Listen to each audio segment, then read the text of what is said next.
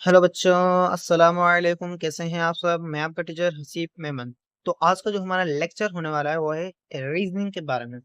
तो रीजनिंग से पहले हमने जो कवर किया था वो आपको पता है कि हमने क्या कवर किया था। वो था इमाम अल गाजी हिस्टोरिकल बैकग्राउंड के बारे में, टॉपिक नंबर 1.4। ये जो टॉपिक था वो क्या था? सेकंड लास्ट टॉपिक था इस चैप्टर का, सेकंड लास्ट था। और आज जो हमारा टॉपिक है वो है लास्ट नंबर टॉपिक, रीजनिंग। इसके बाद एमसीक्यूज है और एमसीक्यूज भी हम नेक्स्ट लेक्चर के अंदर सॉल्व करेंगे और सेल्फ असेसमेंट भी आज हम सॉल्व करेंगे। तो रीजनिंग शुरू करने से पहले चैनल को जो है आप लाइक भी कर लें और सब्सक्राइब भी कर लें। तो रीजनिंग जो है वो क्या है? अकॉर्डिंग टू गैरेट, गैरेट एक कोई ना कोई आदमी होगा, उसके मुताबिक reasoning is a step by thinking with a purpose and goal in mind. Reasoning जो होती है वो एक स्टेप बाय थिंकिंग होती है। अब स्टेप बाय थिंकिंग का मतलब क्या है? वो थिंकिंग जो स्टेप बाय स्टेप हो, जिससे कि आप देखें कि आप किसी चीज के बारे में सोच रहे हैं, थिंकिंग कर रहे हैं। अब उस चीज की आप डायरेक्ट टॉप पर नहीं पहुंच जाएं, टॉप पर नहीं रीच करें, आप उस थिंग को बेसिक से सोचें, बेसिक से उस थिंग को देखें, उस चीज को बेसिक से देखें और उसके बारे में सोचें। तो ये जो थिंकिंग कहलाती है, ये कहलाती है स्टेप वाइज थिंकिंग। और उस थिंकिंग का कोई ना कोई पर्पस होता है और माइंड के अंदर कोई ना कोई गोल होता है उस थिंकिंग का। तो ये कहलाती है रीजनिंग। यहाँ से लेके यहाँ तक क्या है डेफिनेशन है रीजनिंग के बारे में। सही है, समझ में आया? तो आगे क्या है? It means that reasoning is a specialized thinking that enables a person to mentally understand the link between cause and the effect of an event. Link between cause and effect of an event.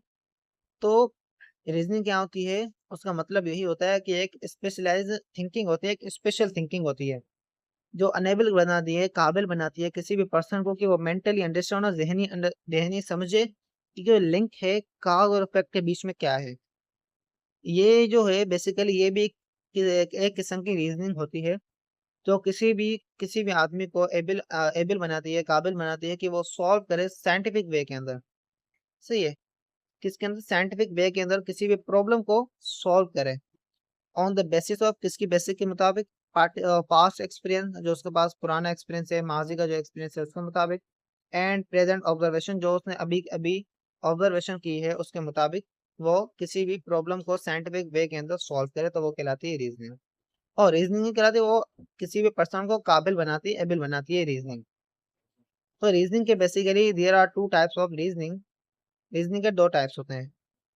तो जो first one type होता है reasoning का, two types, first one inductive होता है और second होता है डिटेक्टिव रीजनिंग। अब इंडक्टिव रीजनिंग जो है वो क्या है? इंडक्टिव रीजनिंग क्या होती है? Generalise conclusion was taking from specific observation. यहाँ से लेके यहाँ तक इंडक्टिव रीजनिंग की जो है डेफिनेशन है। इंडक्टिव रीजनिंग क्या होती है? इंडक्टिव रीजनिंग हम उससे कहते हैं, ये भी बेसिकली क्या थिंकिंग होती है जिसके अंदर हम स्पेसिफिक ऑब्जर्वेशन करते हैं। सही है। अब उस स्पेसिफिक ऑब्जर्वेशन में से हमें एक जनरलाइज कंक्लूजन मिलता है। क्या मिलता है? जनरलाइज कंक्लूजन, मतलब एक कॉमन नतीजा मिलता है हमें, जनरलाइज कंक्लूजन मिलता है। जनरलाइज मतलब कॉमन, कंक्लूजन मतलब नतीजा। तो हमें कॉमन नतीजा मिलता है किसका? स्पेसिफिक ऑब्जर्वेशन में से हमें कॉमन नतीजा मिलता है, तो उसे हम कहते हैं इंडक्टिव रीजनिंग। बस हम यही करते हैं। इंडक्टिव रीजनिंग के अंदर हम क्या करते हैं? थिंकिंग करते हैं। उसके अंदर हम क्या करते हैं? स्पेसिफिक ऑब्जर्वेशन करते हैं थिंकिंग के दौरान। तो स्पेसिफिक ऑब्जर्वेशन में से हमें मिलता है एक जनरलाइज कंक्लूजन मिलता है, कॉमन नतीजा मिलता है, तो उसे हम कहते हैं इंडक्टिव रीजनिंग। आगे हम पढ़ते हैं। इन जनरल, आमतौर पे, we may encounter difficulties while driving a set of condition or situation from a specific statement। सही है। तो इसका यह मतलब है कि जब भी हम कोई स्पेसिफिक स्टेटमेंट होती है, हमारे पास एक मखसूस स्टेटमेंट होती है, तो उसमें से हमें कभी कभी सामना करता पड़ता है कुछ डिफिकल्टीज का, इनकाउंटर करना पड़ता है। क्या डिफिकल्टीज को इनकाउंटर करना पड़ता है कभी कभी? कब करना पड़ता है? जब हम किसी भी सिचुएशन के बारे में देखते हैं स्पेसिफिक स्टेटमेंट में से। कोई भी स्पेसिफिक स्टेटमेंट है हमारे पास, तो उस स्टेटमेंट में से हमें कोई ना कोई सिचुएशन कभी कभी मिल जाती है और उस सिचुएशन में से हमें कभी कभी डिफिकल्टीज का सामना करना पड़ता है। यहाँ पर बेसिकली में से आगे बताया जा रहा है। तो इंडक्टिव रीजनिंग जो होती है, इंडक्टिव रीजनिंग या इंडक्टिव लॉजिक में इन्वॉल्व सम अनसर्टेनिटी। अब यहाँ पर एक बात आ गई इंडक्टिव रीजनिंग के बारे में। जो इंडक्टिव रीजनिंग होती है उसके अंदर क्या होती है, अनसर्टेनिटी होती है, गैर यकीनी होती है, मतलब ये कंफर्म नहीं होती कि ये सही भी हो सकती है रीजनिंग या गलत भी हो सकती है, इसके बारे में हम कंफर्म नहीं कह सकते। अब आगे, in order to reduce ambiguity, ambiguity का मतलब होता है कि हम रिड्यूस करें ये जो मतलब गलती है इस चीज के अंदर, उसको रिड्यूस करने के लिए कंफ्यूजन, एम्बिग्विटी की जो प्रॉपर मीनिंग होती है वो होती है कंफ्यूजन, कंफ्यूजन को रिड्यूस करने के लिए, in order to reduce that confusion, confusion को रिड्यूस करने के लिए we may go beyond the giving information and we must work with impartial mind. तो हम उस चीज को पढ़ते हैं, समझने की कोशिश करते हैं और देखते हैं इन्फॉर्मेशन को, हम देख पहले हम इन्फॉर्मेशन को सही तरीके से देखते हैं कि ये जो रीजनिंग है किस हिसाब से गलत है या सही है, तो उस हिसाब से हम अपनी रीजनिंग को जो है वो चेंज करते रहते हैं, तो ये कहलाती है इंडक्टिव रीजनिंग। अब इंडक्टिव रीजनिंग का एक हमारे पास असेसमेंट है, कॉन्सेप्ट असेसमेंट एक्सरसाइज 1.1, एक क्वेश्चन दिया गया है, तो ये जो क्वेश्चन है हम सॉल्व करेंगे लास्ट में। डिटेक्टिव रीजनिंग को भी हम पढ़ लें पहले, देन हम इस क्वेश्चन को और डिटेक्टिव रीजनिंग का जो हमारे पास असेसमेंट दिया गया है उसको भी हम सॉल्व करेंगे, दोनों को साथ में करेंगे। तो चलिए बढ़ते हैं डिटेक्टिव रीजनिंग के बारे में। तो डिटेक्टिव रीजनिंग जो होती है वो बेसिकली होती है रिसर्च अप्रोच होती है that involves testing of hypothesis. अब रिसर्च अप्रोच क्या होती है, एक तहकीक का अंदाज होता है। डिटेक्टिव रीजनिंग क्या होती है, रिसर्च अप्रोच होती है। रिसर्च अप्रोच मतलब तहकीक का अंदाज या तहकीक का तरीका होता है जिसके अंदर शामिल होता है कि हम टेस्ट करते हैं हाइपोथेसिस को। हाइपोथेसिस क्या होती है, अजम्पशंस होती हैं, जस्ट अजम्पशंस होती है या कोई आइडिया होता है जो हम अज्यूम करते हैं, वो हाइपोथेसिस कहलाता है। बस सिंपल सिंपल हाइपोथेसिस को हम टेस्ट करते हैं, किसके अंदर, डिटेक्टिव रीजनिंग के अंदर। वो होती क्या है, एक तहकीक का तरीका होता है, अंदाज होता है, रिसर्च अप्रोच होता है। तो ये कहलाती है डिटेक्टिव रीजनिंग की डेफिनेशन। बेसिकली डिटेक्टिव रीजनिंग जो होती है वो अपोजिट होती है इंडक्टिव रीजनिंग के। क्या होती है, अपोजिट होती है इंडक्टिव रीजनिंग के। क्यों, क्योंकि इसके अंदर हम क्या करते हैं, जनरल स्टेटमेंट देते हैं पहले, उसके जरिए हम एक स्पेसिफिक कंक्लूजन बनाते हैं।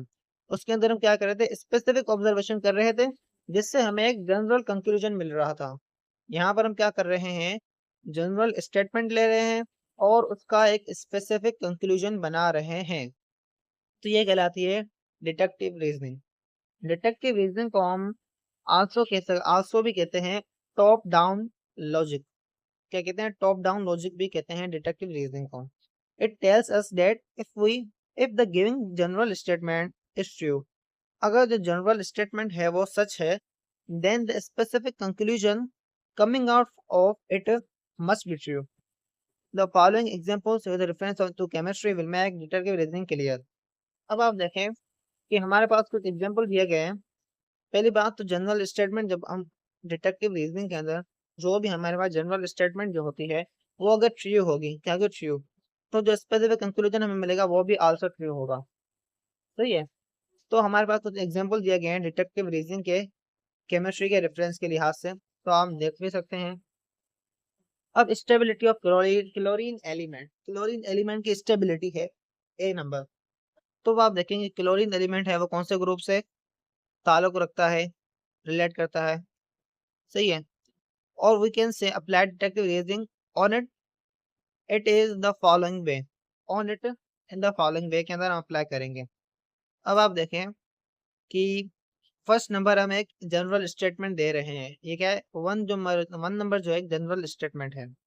Element the element that obey octet rule can exist freely. अब ये हमने क्या किया, एक जनरल स्टेटमेंट ले ली। अब हम इसका कंक्लूजन देखते हैं। क्लोरीन, अब सेकंड आप देखें, the chlorine element Cl2 follow octet rule. अब ऑक्टेट रूल को यह क्या करता है, फॉलो करता है, पहली बात ये। दूसरी बात क्या, chlorine element has independent existence. अब आप देखें जो नीचे वाले दो लाइन हैं, क्या है, नीचे वाले दो लाइन हैं वो फर्स्ट लाइन के बारे में बता रही हैं। क्या बता रही है कि पहली बात तो वो ऑक्टेट रूल को फॉलो करता है। फर्स्ट लाइन क्या बता रही है, वो एलिमेंट जो ऑक्टेट रूल को ओबे करे, फॉलो करे, और वो क्या कर सकता है, एग्जिस्ट कर सकता है फ्रीली। तो ये ऑक्टेट रूल को फॉलो भी करता है क्लोरीन एलिमेंट और फ्रीली एग्जिस्ट भी करता है। हमें क्या मिला, हमने पहले एक जनरल स्टेटमेंट दी जिससे हमें एक कंक्लूजन मिला, 2 और 3 पॉइंट का एक कंक्लूजन मिला। कौन सा कंक्लूजन? स्पेसिफिक कंक्लूजन हमें एक मिला। सेकंड नंबर आप देखें, बैलेंसिंग केमिकल इक्वेशन। अब consider a chemical reaction in which hydrogen gas react with oxygen to form water. The deductive reasoning tool for making a balanced chemical equation under the law of conservation of mass can be broken as follow. अब आप देखें कि हमारे पास बताया जा रहा है कि हम एक बैलेंस केमिकल इक्वेशन हम लेते हैं तो उसको हम बैलेंस करते हैं, सही है। तो अब बैलेंसिंग केमिकल इक्वेशन जो होती है वो किसको फॉलो करती है? Law of conservation of mass को फॉलो करती है, सही है। Matter can neither be created nor be destroyed nor be destroy, it can be converted from one form to another form. ये क्या होती है? Law of conservation of mass है। तो हम इसके अंदर एक डिडक्टिव रीजनिंग हम देते हैं। अब balance chemical equation follow the law of conservation of मास। अब ये हमने क्या किया है कि रीजनिंग दे दी, क्या कौन सी रीजनिंग? डिडक्टिव रीजनिंग हमने दी है।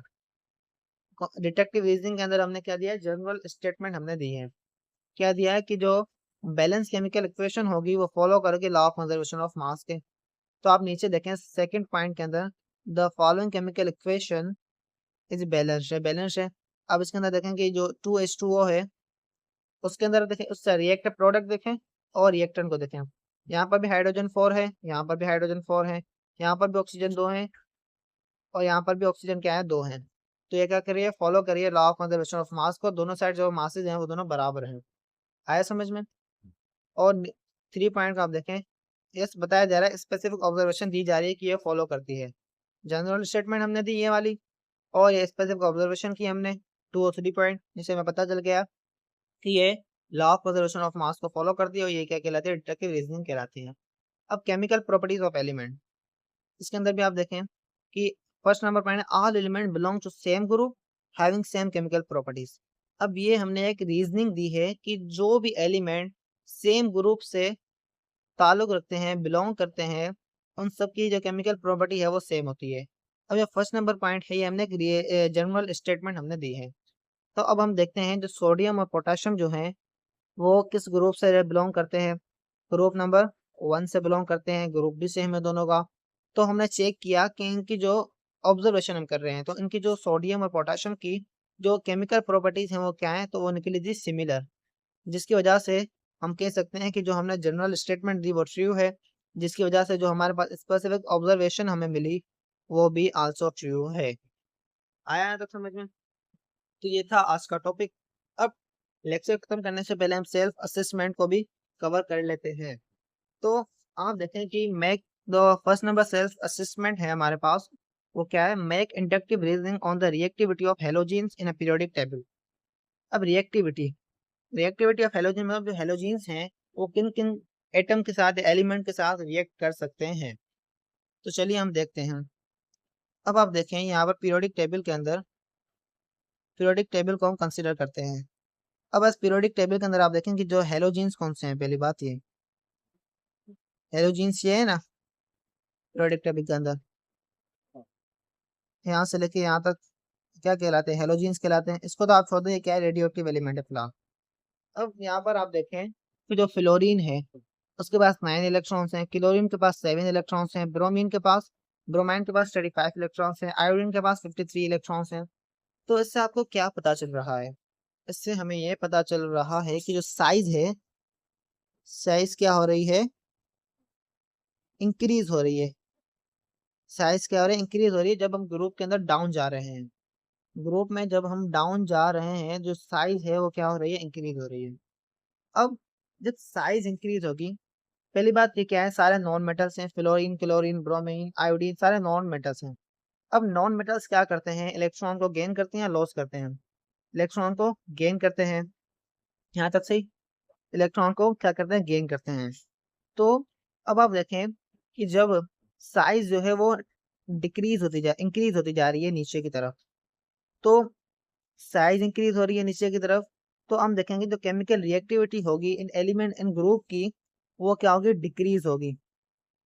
क्या होगी? डिक्रीज होगी। क्यों होगी? क्योंकि ये क्या है? नॉन मेटल्स हैं, ये इलेक्ट्रॉन को एक्सेप्ट करेंगे। अब साइज जितना छोटा होगा उतना इजीली जो न्यूक्लियस है, ये शेल्स हैं, तो अब साइज जितना छोटा होगा एटम का तो न्यूक्लियस उतना साइज जितना एटम का छोटा होगा तो वो इलेक्ट्रॉन को उतना जल्दी ही एक्सेप्ट करेगा। अब इलेक्ट्रॉन बहुत दूर होगा तो उसके उसमें जो डिस्टेंस है वो क्या होगा, बहुत ज्यादा होगा, जिसकी वजह से जो न्यूक्लियस है वो फोर्स नहीं लगा पाएगा इलेक्ट्रॉन्स के ऊपर और उसे एक्सेप्ट नहीं कर पाएगा। इसी तरह फ्लोरीन आप देखें, फ्लोरीन जो है उसकी साइज छोटी है, क्लोरीन की जो साइज है वो क्या है, बड़ी है। तो जब इलेक्ट्रॉन को एक्सेप्ट करने की बात आएगी तो फ्लोरीन जो है वो इजीली उसे एक्सेप्ट करेगा क्योंकि जो डिस्टेंस है वो छोटा है कंपेयर टू क्लोरीन के। क्योंकि यहाँ पर फोर्स लगेगी बहुत कम लगेगी, यहाँ पर फोर्स ज्यादा लगेगी। ये क्लोरीन का एटम हमने लिया है और ये लिया है फ्लोरीन का हमने एटम। आया समझ में? तो ये कहलाती है रीजन। अब यहाँ पर हम रीजनिंग एक बनाते हैं। कहते हैं as we go down in a group their chemical reactivity of halogens decrease। Chemical reactivity क्या होती है, डिक्रीज होती है। आप स्टेटमेंट को आप अपने स्क्रीन के ऊपर भी देख सकते हैं।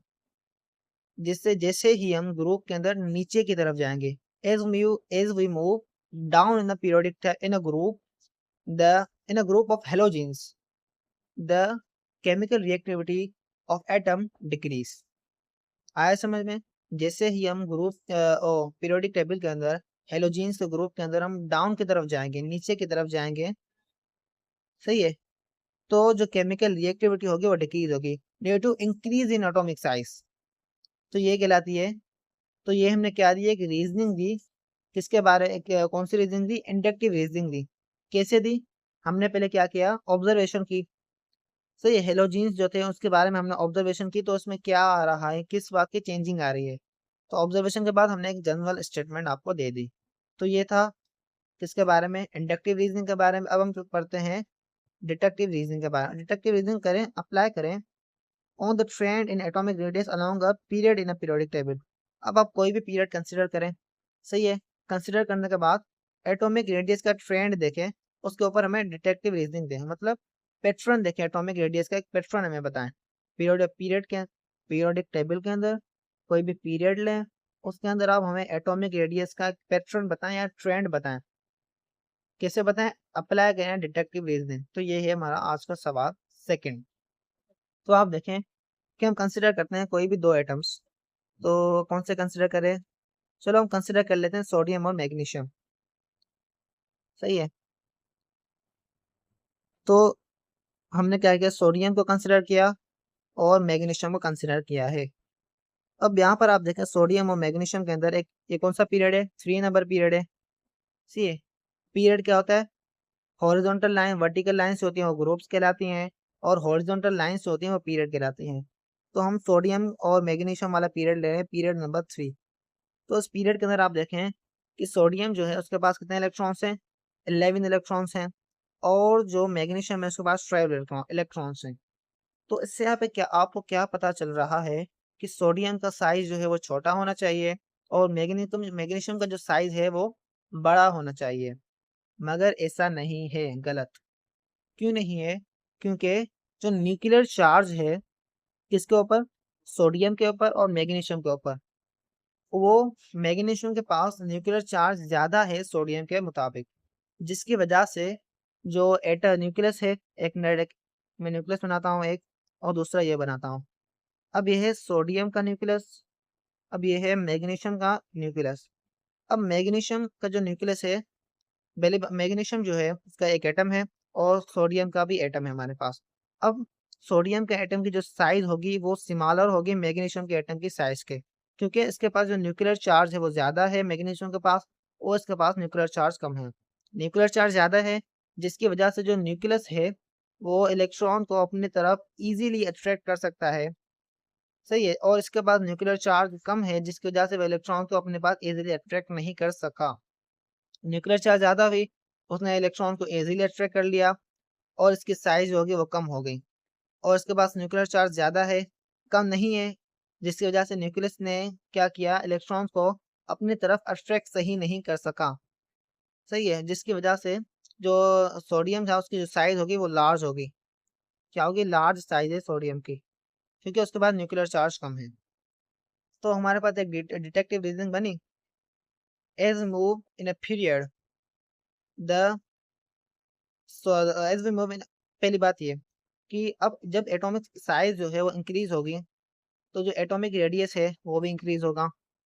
तो जैसे ही हम पीरियड के अंदर मूव करेंगे लेफ्ट टू राइट, लेफ्ट से राइट की तरफ हम जब मूव करेंगे पीरियड के अंदर, तो जो एटॉमिक साइज होगी वो क्या होगी, डिक्रीज होगी। क्या होगी, डिक्रीज होगी, क्योंकि जो न्यूक्लियर चार्ज है वो इंक्रीज होगा।